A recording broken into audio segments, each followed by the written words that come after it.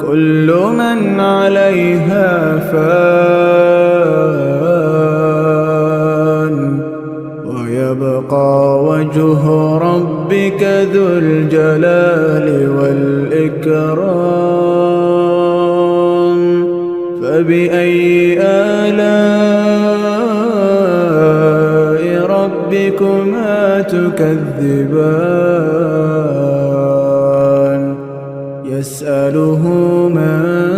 في السماوات والأرض كل يوم هو في شأن فبأي آلاء ربكما تكذبان سنفرغ لكم أيها الثقلان فبأي آلاء